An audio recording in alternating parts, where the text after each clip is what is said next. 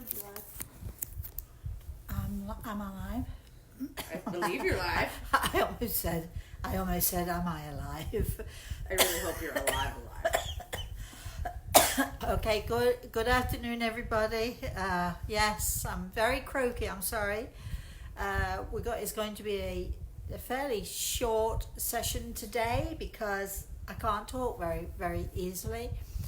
And we're not going to be doing a healing session, but I'm going to be asking you to take a look at the previous healing sessions that we did. I thought I would tell you a little story about healing, a little story about children, and a little story, I don't know, whatever's going to come out of my mouth. I do want to say thank you to all of you who've been very supportive and understanding, because I've been sick, and you can hear I'm still not 100%, but boy, have I been so much better than I have been in years gone by, so that's pretty good too, right?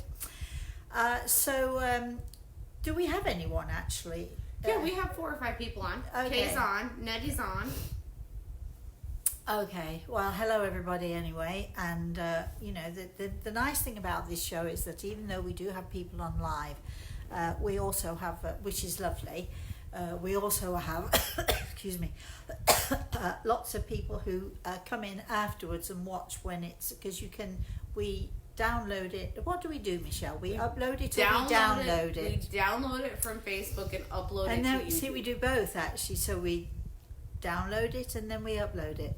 So you can find this on YouTube, you can find it on Facebook and so on. So first of all, I'd like to say hello to Gregor, who is always by my side.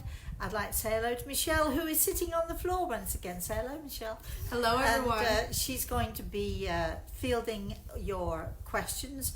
The longer you send me questions, the longer we shall be on this show, because we're only going to go for as long as you all dry up. So don't dry up is my advice to you. I hope that you've all had a lovely Christmas and a happy new year to all of you. What date is it today? Is it the 14th or Today's the the 15th or something like that? Yeah, Today's so we're halfway through the first month of 2020. That's a bit scary, isn't it? So while you gather together all of your questions and all of that stuff that you're going to be throwing at me, I hope, I am going to tell you a little story. For those of you who've been following, you'll know that my daughter lost her puppy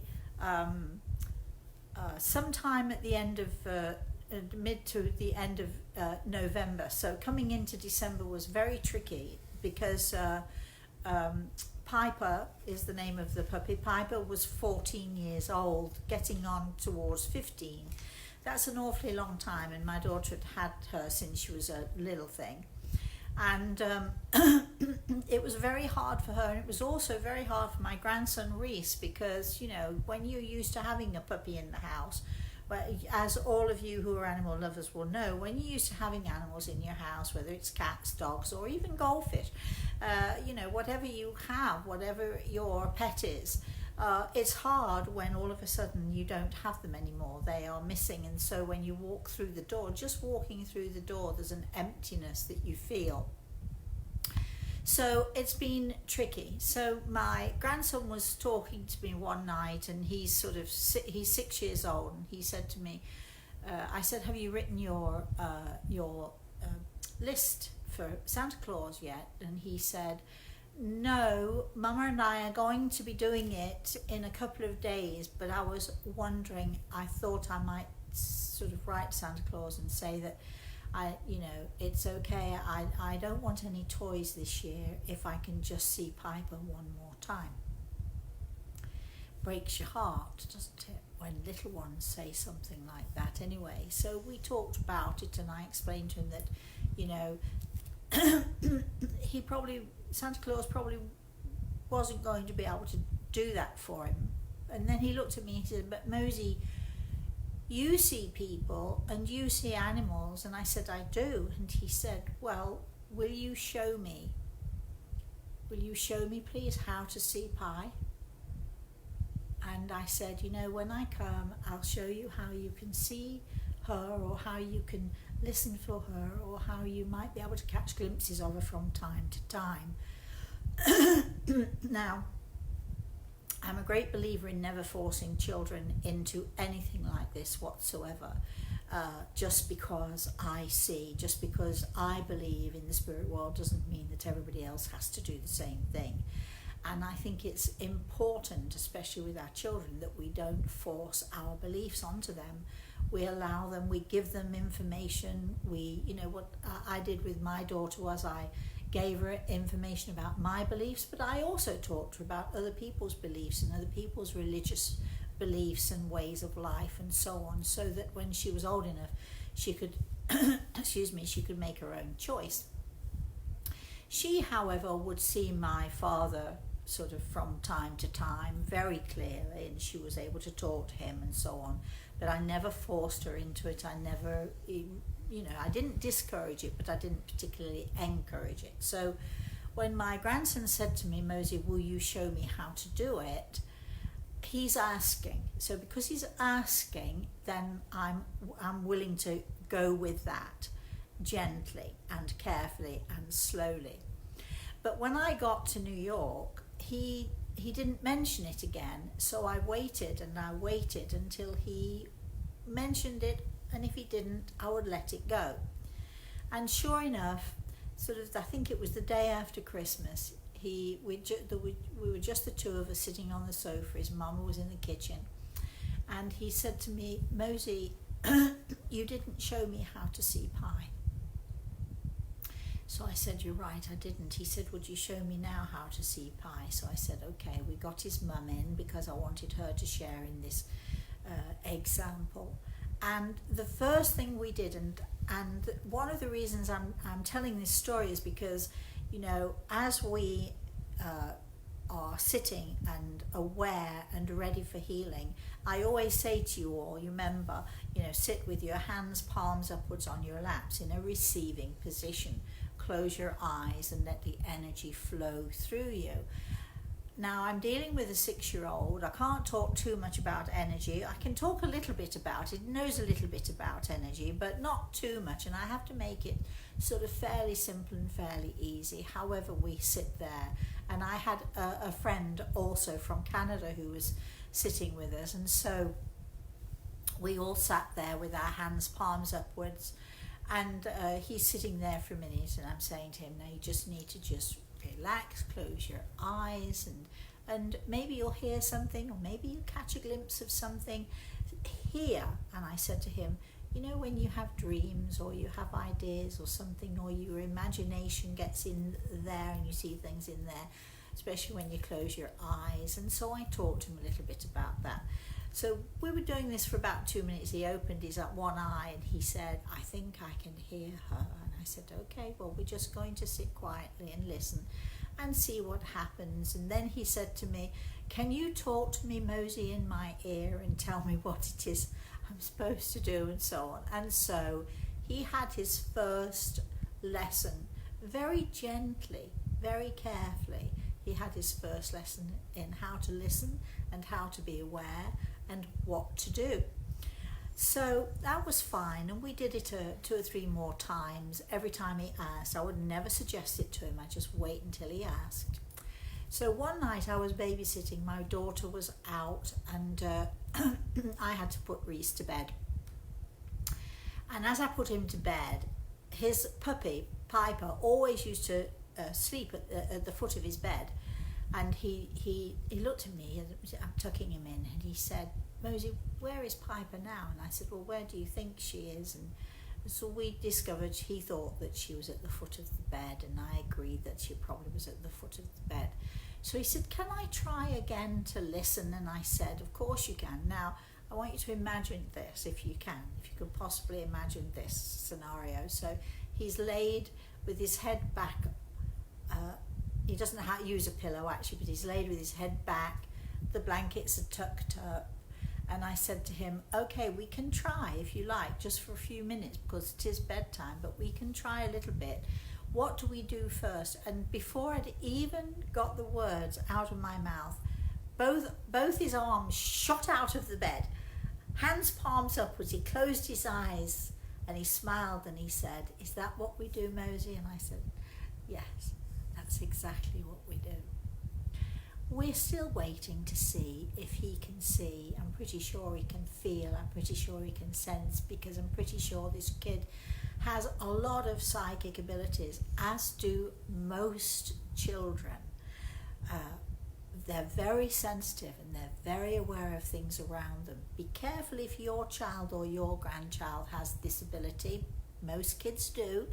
Don't push it, don't force it, don't make suggestions of what they might see or hear, or just allow things to happen in their own time. Some kids will retain it. Some kids, as they become teenagers and hormones kick in, very often that's the time when the strength of their sensitivity is at its highest.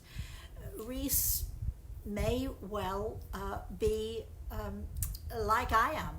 As he grows up, as he gets older, he may carry that gift and develop that gift, and that gift may grow and grow, and he may well use it, but he may not. But it doesn't matter which way it goes, does it? As long as you show your children that there is more to life, they have an opportunity as they grow up and as they grow older. They have an opportunity to make up their own mind about things. Samantha has always known, since she was about, I'm going to say, 7 or 8 years old. She's always known. She's seen her grandpa. She's talked to him. So she's had her own experiences. And although she hasn't continued to develop that ability, that psychic ability, she is very aware of it, and she's absolutely trusting that life after death exists, because she's had her own experiences of it. As Reese gets older, he may well too have his own experiences. He's already had a few. I maybe talked about 1 or 2 of them, but he's already had a few. And so we'll see what happens. But don't push it. Don't force it. Don't wait for them to talk to you. Wait for them to ask you the questions. Reese, I think he was 3 years old, his first Halloween, where he knew what was going on. And he was asking his mum about ghosts, and his mum said to him, "You need to ask Mosey, because she knows all about them," which of course is very true. I do. So I don't believe in ghosts, do I? I believe in people. So do it gently. Wait for your children to ask you. Wait for them to be curious. And when they do ask you, try not to go too much in depth so that you can confuse them, because kids, they can retain only so much, and then, they lose interest. So try not to, force the issue. Do it gently, do it slowly.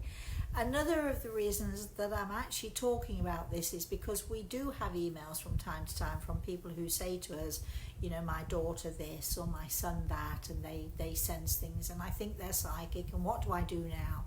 So I think it's really good to talk about these things, and it's really good to air them and to air our point of view. And if anyone out there has any story or anything to tell us, please feel free to knock yourselves out.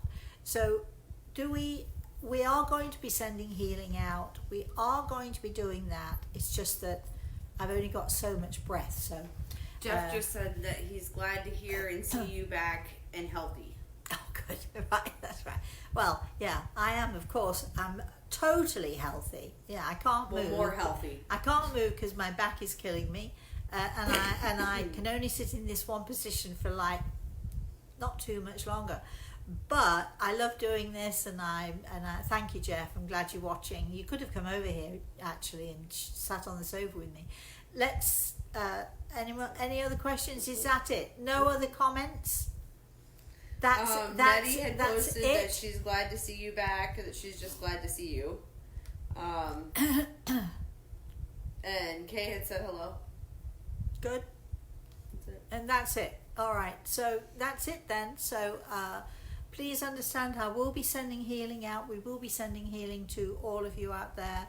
And if you want to know how, just go back and check our other videos, because it's very simple and the directions, the instructions are very simple and very easy. But I will be sending out healing to all of you, especially those of you who are on our healing list. If you want to know more about that, excuse me, email us, rosemary@rosemaryaltea.com. If you want to have healing or to receive healing, put healing in the subject so that Michelle can find it easily and deal with it simply. If you want a consultation, again, put consultation in the subject line. If you want to know more about books or healing or any of those other things, just email us again, rosemary@rosemaryaltea.com. We'll do our very best to answer you. We will be back tomorrow morning. Excuse me. We will be back tomorrow morning at 11 a.m. Eastern Standard Time, where we will be having our usual 1 hour and sometimes more question and answers. If you've got question and answers, we'll be happy to do that for you. All right, so yes. Debbie is on, and Debbie Hi, said, Debbie. my oldest granddaughter has the gift. When she was little, she would know that the phone would ring before it would ring. Now that she's 17, she's visited in her dreams by her cousin who passed. Oh, no, that's really nice. Actually, it's it is a known fact that when we get into that sort of the teenage thing, when our hormones are doing a number on us, very often we don't even know, but it makes us more sensitive and it makes us more aware, and this is why very often teenagers do have these experiences. Again, it doesn't mean that they'll continue to, but there's no reason why it shouldn't. So keep us posted, Debbie. Let us know how your daughter does. So, yep.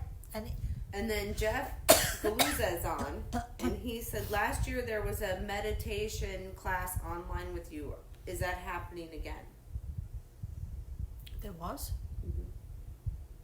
Is that what we're doing here? I don't know what he's talking about. Do you know what he's talking about? I think it was before me. You need to, when I come for dinner tonight, Jeff, you can tell me all about it, and we'll see if we can produce it. Yes, we do on this show. It is a healing session, and there's certainly healing. We do healing meditations here, but we'll have a conversation, and you can tell me exactly what it is you mean, and if we like it, there's no reason why we can't replicate that. We're always up to try new things. Oh, always. We're going to try and do some ghost hunting as well this year, aren't we, Michelle? We are. I've got a couple places I've talked to. And we shall video them, and maybe we can even have live chats about them. I don't know, at the time. Indian burial. The Indian burial grounds? Right up here. Oh, see, we live very close to the Native American burial grounds. There are also burial grounds, I'm trying to think where it is. Well, it doesn't matter, does it really? But there are burial grounds all over the place, and if they allow us, we'll certainly go and video, and I'll let you know what I can see, what I can feel, and so on and so forth. I'm trying to get us into the National Cemetery too. Sorry? The National Cemetery. The National Cemeteries also? I don't know. I don't know if we'll get anything. We can try. We can try anyway. We're going to go ghost hunting. If you know of a haunted or a purportedly haunted house in the area of Florida, then it's easy for us to travel here and there, and it's easy for us to do a show, and it would be a lot of fun. It would be fun to do the St. Augustine Fort. Pardon? The St. Augustine Fort. That's the one that everybody claims is so haunted. Yeah, but I've been to St. Augustine and looking and listening, and I didn't really personally see anything. Maybe I just didn't go to the right places. Maybe that's what it is. So we'll have to see. All right. Is there anything else? Anyone else got a comment here? We have. Sarah says that you just get yourself better. Hi, Sarah. Kay said she's looking forward to the ghost hunts. Of course she is. She's been on many of them with me. That's my friend Kay from England, and yes, we've been on many a ghost hunt. And in fact, I was talking to Michelle over lunch today, because I was telling her about the ghost hunts that you went on. I was not in England at the time. with a client of mine in the old RAF station there, the old wartime RAF stations that have since been closed down, and an awful lot of people think that those places are haunted. And Kay said the cottage with the tree. Oh, Kay actually came to that story is in the Eagle and the Rose. That is a phenomenal story, and she came with me to that place. Yes, I do remember that. Anything else, Michelle, before we have to move a little bit? Yes, it's Kay. Luciana says, welcome back, sending you all my love. Kay says, oh my God, that was amazing. It definitely was. It definitely was. We should have talked about that when you were here last summer. Anyway, never mind.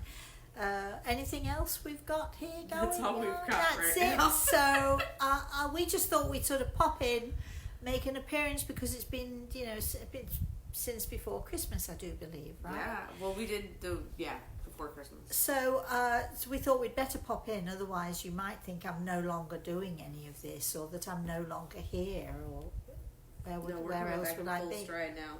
Pardon? I said we're coming back in full stride now. We're coming back in full stride. We are on tomorrow, 11 a.m. Eastern Standard Time. For those of you who don't know what that is, New York time. Just, you can find out, can't you? We've got Google now, haven't we? There's not one question. I used to say this to my students. There's not one, and still do, there's not one question that we have that we can't find the answer to within us. Well, apparently that's now extended to, there is not one question that we have that we can't find the answer to within us, but if we choose not to go within, or we choose not to be able to do that, Google is a great second choice. All right, well, thank you very much, all of you. I love you all, and hope you have a wonderful rest of the day. Please have a very, very blessed rest of the day. Don't forget to email me. I'll mention it one more time, rosemary@rosemaryaltea.com. Look for us on YouTube and on Facebook, and that's it. So I'll see you tomorrow.